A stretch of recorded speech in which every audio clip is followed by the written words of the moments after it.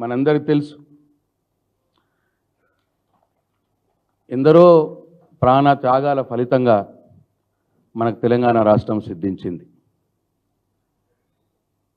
తెలంగాణ అమరుల త్యాగాన్ని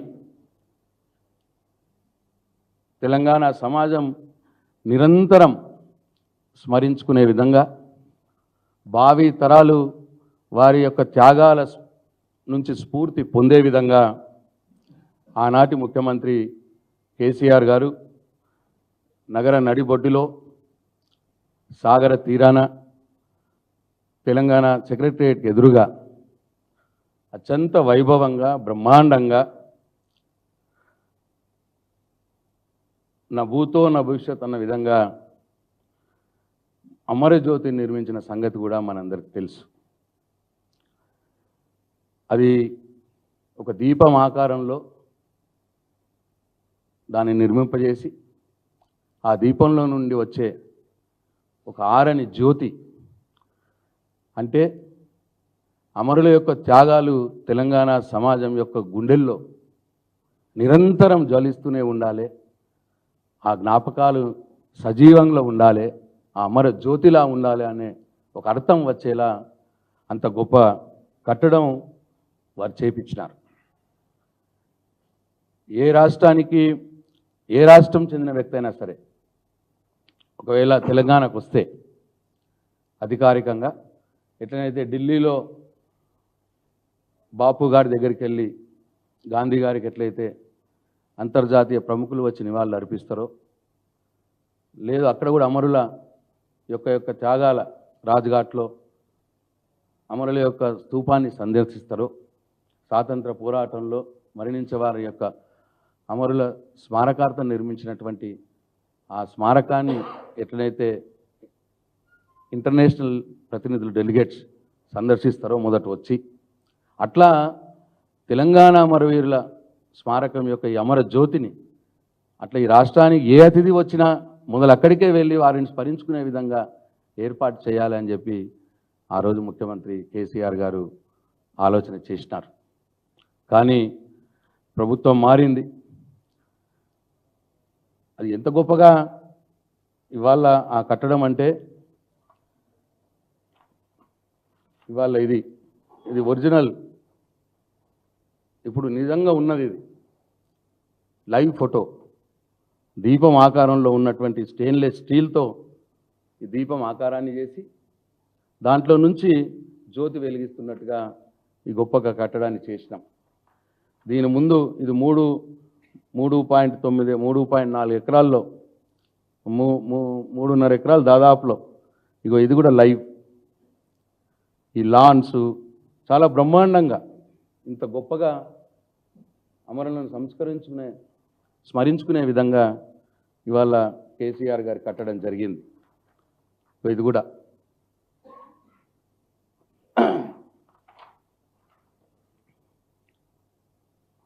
దీంట్లో ఇది మొత్తం 2,88,000 స్క్వేర్ ఫీట్ యొక్క దీని ఏరియా, ఈ కట్టడం యొక్క ఏరియా 2,88,000 స్క్వేర్ ఫీట్, దాదాపు 3 లక్షల స్క్వేర్ ఫీటు. 6 అంతస్తుల్లో ఉన్నది ఈ కట్టడం.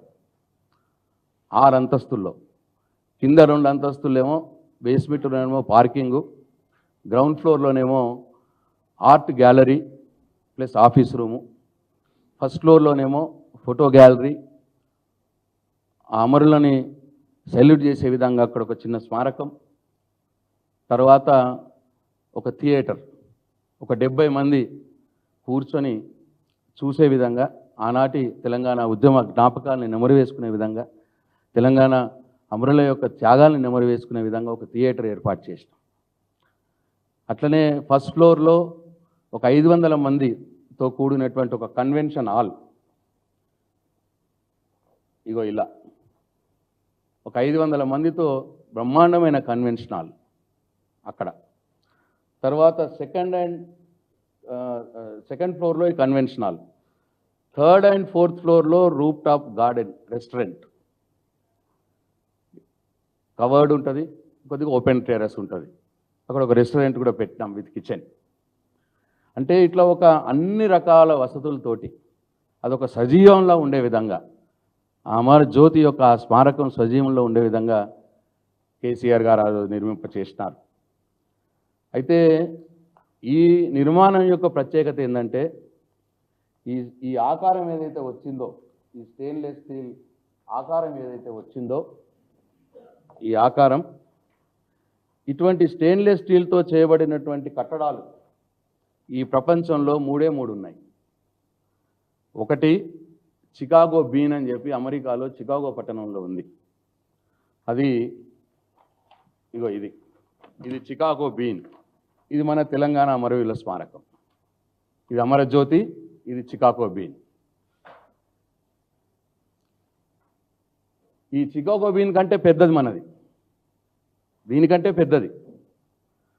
చికాగో బీన్ అమెరికాలో కట్టబడినటువంటి కట్టడం కంటే గొప్పగా కంప్లీట్ ఏసీతో, మొత్తం ఏసీ, సెంట్రలైజ్డ్ ఏసీతో కట్టబడిన కట్టడం ఇది.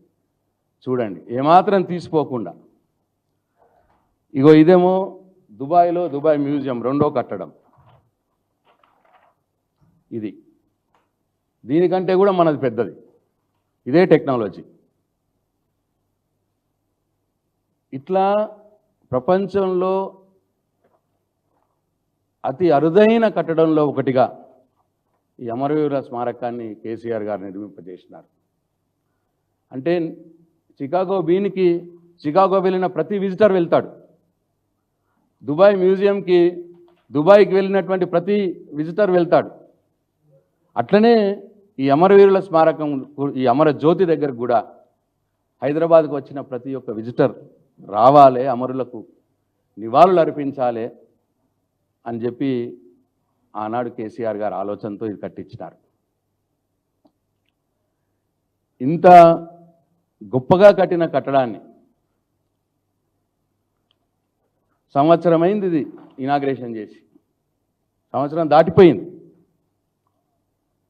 సంవత్సరం దాటిపోయినా ఇప్పటికీ ప్రజలకు అందుబాటులో తెస్తలేరు రేవంత్ రెడ్డి గారు, ఈ ముఖ్యమంత్రి గారు.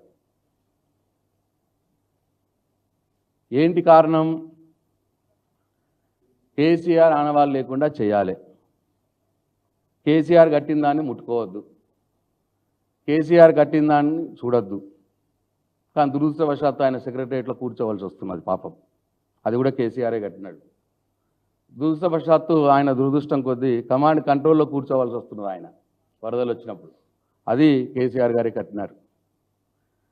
ఇది కేసీఆర్ గారే కట్టినారు అమరుల స్మారకం, అమరజ్యోతి. కానీ దీంట్లోకి ఆయన అడుగు పెట్టట్లేదు. కేసీఆర్ ఆనవాళ్ళు లేకుండా చేయాలని ఒక పిచ్చి భ్రమలో ఇటువంటి తప్పిదాలు చేస్తూ ఉన్నారు ముఖ్యమంత్రి గారు రేవంత్ రెడ్డి గారు.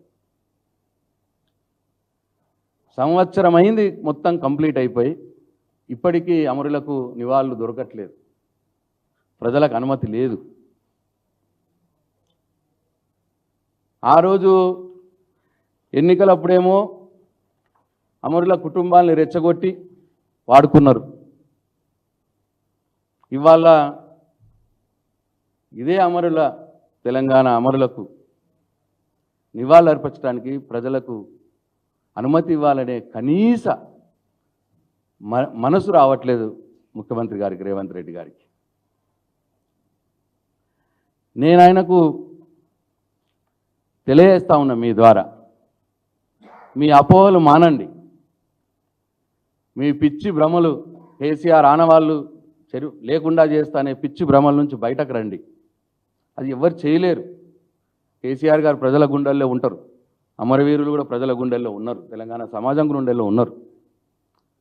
మీరు ప్రజల్ని ఇక్కడికి ఆపినంత మాత్రాన తెలంగాణ అమరవీరులకు వాళ్ళకు పోయేదేం లేదు. మన గౌరవాన్ని మనమే మంట కలుపుకున్నట్టు. అందుకే దయచేసి మీ అపోహలను దీంట్లో ఏమో అయిపోయింది అనుకుంటున్నాడు ఆయన, ఇట్లా ఏదో జరిగింది అనుకుంటున్నాడు. ఏమీ జరగలేదు రేవంత్ రెడ్డి గారు. మేము చాలా బాధ్యతతోటి, మనసు పెట్టి, భక్తితోటి చేసినాం ఈ పని. కేసీఆర్ గారు మాతో చేయించినారు.